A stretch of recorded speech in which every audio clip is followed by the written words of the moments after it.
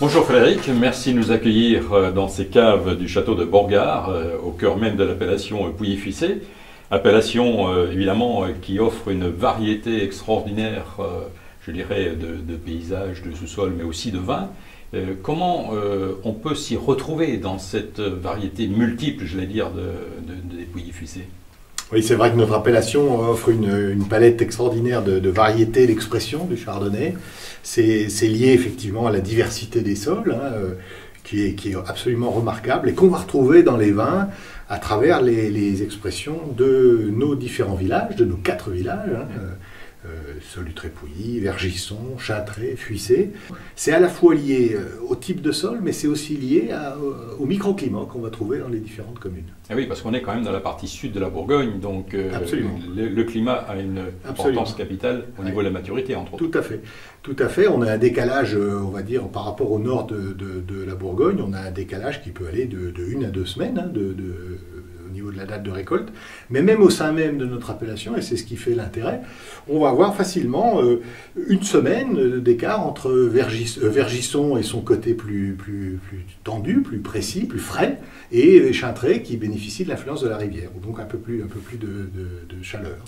Parfait. Alors, est-ce qu'on va pouvoir remarquer ces différences quand on va goûter les quelques échantillons que tu nous as préparés? Je l'espère. On va parler un peu millésime sur les 2 premiers. D'accord. Puisqu'on va avoir 2 millésimes sur un Pouilly-Fuissé du château de Borgard, donc qui est lui un assemblage de plusieurs parcelles. Et c'est ce qui rend l'intérêt de cette dégustation, c'est que là on va avoir plutôt une vision d'ensemble de l'appellation. Puis après on passera au niveau des expressions de lieu-dit, où là le terroir va s'exprimer beaucoup plus nettement. D'ailleurs, quand on parle de lieu-dit, on devrait parler de climat, puisque je crois savoir qu'il y a une demande de reconnaissance de premier cru au niveau de certains de ces climats. Absolument, la notion de climat est essentielle, puisqu'on va affirmer notre identité bourguignonne à travers cette expression des climats. Et c'est pour ça qu'on a, il y a quelques années, au sein de l'Union des producteurs de Pouilly-Fuissé, on a déposé un dossier de demande de reconnaissance en premier cru, de manière à rejoindre nos collègues du reste de la Bourgogne. Voilà. Alors peut-être qu'on peut... Alors on va commencer par... on va goûter le plus jeune de tous, qui est donc un Pouilly-Fuissé 2013 du château de Borgard, donc qui a été mis en bouteille il n'y a pas très longtemps. Je te donne ton verre. Donc ça, c'est une mise en bouteille qui a eu lieu le mois dernier, donc au mois de juillet. Donc c'est un vin qui regroupe une bonne dizaine de parcelles et surtout 3 communes de l'appellation. J'y tiens beaucoup parce que c'est une façon de présenter la véritable typicité de l'appellation Pouilly-Fuissé. Donc il y a un petit peu de vin de Pouilly, un petit peu de vin de Solutré-Pouilly, un petit peu de vin de Fuissé, un petit peu de vin de Vergisson. Il n'y a pas de Chintré puisque je n'ai pas de vigne à Chintré. D'accord. Très bien, nous allons le goûter. Alors c'est vrai qu'au point de vue aromatique, c'est un vin qui est très plaisant. On est sur une mise en bouteille récente, mais suffisamment quand même décalée dans le temps pour que le vin ait eu le temps de récupérer de la mise. On a souvent quelques jours qui sont un peu difficiles, mais là on a déjà une belle expression aromatique bien expressive. Très intéressant. Hein. Bon, évidemment c'est un vin jeune, oui, mais un bel équilibre sur l'acidité qui vient donner un petit peu de tension au vin. C'est aussi le challenge qu'on a en permanence depuis quelques années, c'est toujours d'essayer de garder cette fraîcheur, avoir la maturité des fruits, mais en même temps conserver cette fraîcheur pour ne pas faire des vins blancs trop lourds, parce que c'est ça finalement qui sera l'enjeu probablement avec le réchauffement climatique des 20 ou 30 ans qui viennent. Et de 2013, on a pu atteindre cet objectif parce qu'on avait une petite récolte en quantité.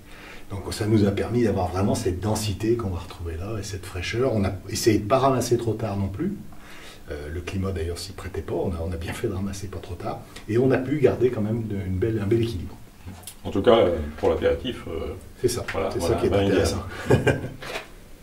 Je te propose de passer au deuxième vin. Alors avec plaisir. Donc l'Alter Ego du 2013, mais avec 1 an de plus de bouteille, puisque on est sur une mise en bouteille qui a maintenant presque 1 an et demi, hein, sur le 2012. Il est vrai que d'un point de vue aromatique, on a plus d'élégance, hein, plus de finesse. Le fruit ressort davantage. Oui, voilà. On a la notion d'élevage aussi qui nous apparaît plus que dans le premier, hein, parce que le vin a eu le temps de se détendre un petit peu, donc on est arrivé vraiment sur cette notion d'élevage, de révélation du terroir qu'on attendait. On a travaillé pour ça. Nous, on essaie toujours d'élever à peu près la moitié en pièces, comme on les voit ici, et l'autre moitié en cuve, de manière à avoir à la fois la fraîcheur du fruit d'un côté et le côté potentiel d'évolution de l'autre. C'est intéressant parce que l'aspect boisé est très je dirais, en filigrane, pratiquement. Ouais, c'est ça. Mais ça donne une petite touche aromatique sympathique. Hein. On veut un peu cette assurance de vieillissement. D'ailleurs, tu le vois tu l'as remarqué d'ailleurs dès la couleur, ce côté plus doré qu'il avait est aussi lié à cette notion d'élevage, puisqu'on va travailler sur la qualité de la couleur. Très bel exemple. Ce que je te propose maintenant, c'est que on aille un peu se promener dans les différents climats de l'appellation, et puis voir justement où peut nous amener cette notion à la fois de diversité, d'expression et de garde aussi, puisqu'on va se promener dans le temps en même temps. Bah, avec plaisir. Hein? Alors, on va goûter en tout premier lieu un climat de la commune de Fuissé qui s'appelle les Vignes Blanches. Alors, dans un millésime qui est 2010. Et là, ce qui est intéressant, tu vas voir, c'est que on aborde vraiment la partie tertiaire du vieillissement. C'est ça qui, à mon avis, est passionnant dans les grands blancs de Bourgogne. C'est que là, on va avoir ce qu'on appelle le bouquet qui commence à se révéler.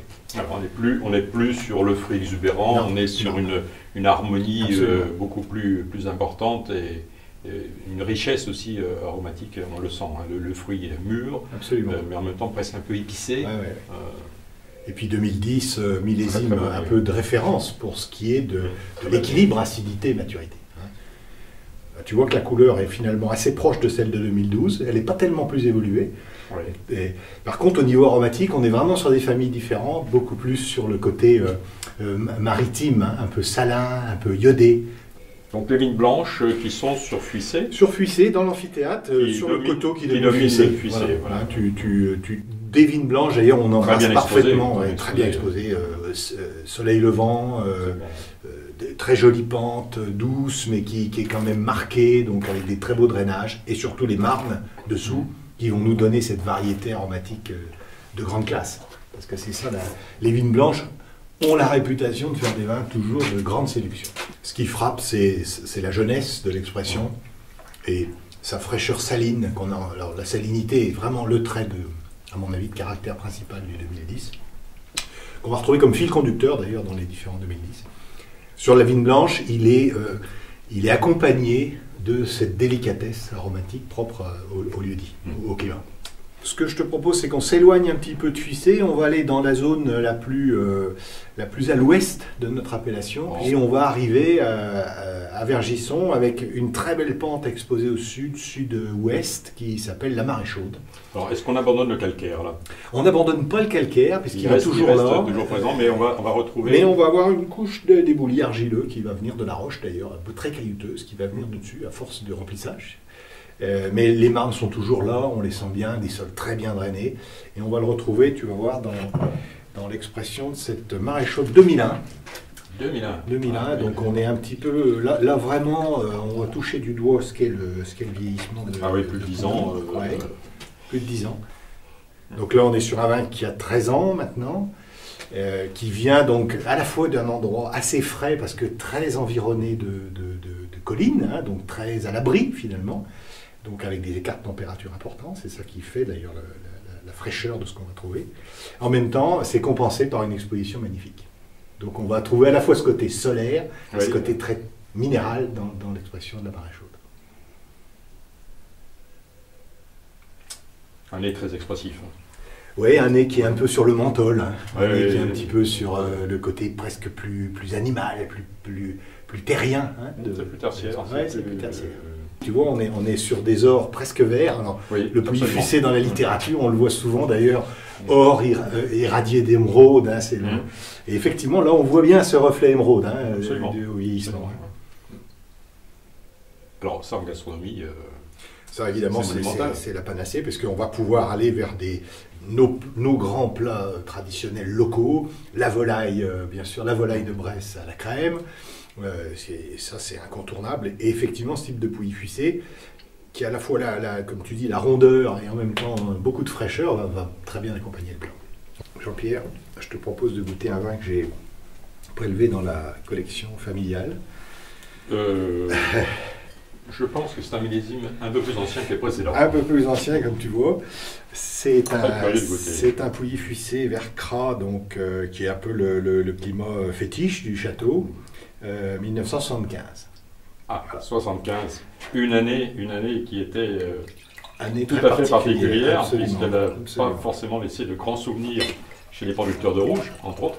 Non, et elle a fait des blancs très intéressants, hein, puisqu'elle a fait des blancs avec des maturités très tardives, très complexes, mais qui ont très bien vieilli. De fortes acidités. Très forte acidité. Voilà. Voilà, exactement. Alors ce millésime 75, on en a dit beaucoup de choses, que c'était une année catastrophique, que c'était... je pense que les rouges n'ont pas été faciles, mais là, on a, au contraire, on a un vin qui est magnifique, qui a des arômes spectaculaires. Alors, qu'en est-il vraiment aujourd'hui, 40 ans plus tard? 40 ans plus tard, ça reste un millésime mystérieux, parce que c'est vrai qu'on ne s'attendait pas du tout à ce que les vins soient comme ça aujourd'hui. Hein, ça a été des vins extrêmement difficiles à la fois à récolter, parce que l'été a été vraiment très compliqué, beaucoup de pluie pendant tout l'été 2075, et la récolte a été très tardive. Il a été possible, grâce à des tris très importants, et notamment sur le Cras, il nous a été possible de faire ça, mais il faut reconnaître que les vins, pendant 10 ans, ont été quasiment inapprochables. Et c'est ça, finalement, qu'on est capable de prouver aujourd'hui, c'est qu'on peut faire des vins qui vont être très compliqués pendant des années et des années, et qui petit à petit vont se révéler. Tu vois, ce qui est frappant, c'est ces arômes tertiaires de champignons, de truffes. Très riches. Très riches. Et tu vois, même par rapport aux premières impressions que nous avions, on est plus épicé d'ailleurs qu'au début. Tu vois, on va plus vers le pain d'épices. C'est vrai. C'est intéressant. Et avec toujours cette structure qui est construite autour de l'acidité, la petite pointe d'amertume, qui donne un peu de rigidité, ce qui est très bien pour un vin qui a 40 ans, parce que ce n'est pas un vin qui s'est amolli, hein, c'est un vin qui reste... qui a gardé une trame mais alors, très sérieuse. Combien de temps on va pouvoir le garder, ce vin? Écoute, si le bouchon nous trahit pas, c'est des vins qui sont sur un plateau maintenant, hein, donc ils sont sur un plateau extrêmement stable, et on va pouvoir durer encore de nombreuses années. On est loin des clichés qu'on peut véhiculer sur cette appellation. Mais alors, ce vin... comment le boire? Quand le boire? Parce que c'est une bouteille de collection, c'est une bouteille... Oui, c'est vrai que c'est une bouteille étonnante, mais c'est une bouteille qu'on peut d'abord partager simplement toute seule, avec simplement picorant quelques petits morceaux de jambon persillé, tout ça, pour mettre le vin en valeur, ça c'est tout à fait possible. Alors, on peut aussi se mettre à table, et puis là, on peut essayer vu la puissance du vin, n'oublions pas aussi de nous rapprocher du fromage avec ce type d'expression. En tout cas, c'est un vin d'un grand moment. Je crois que ça participe à cette mémoire collective qu'on peut avoir sur les millésimes, sur les vins de la région. C'est tout l'esprit de notre travail. C'est pour ça que pour nous, c'est toujours important de les partager. En tout cas, merci, parce que c'est un moment inoubliable, on peut le dire. Hein. C'est peu courant de goûter des vins de cette qualité, de cet âge.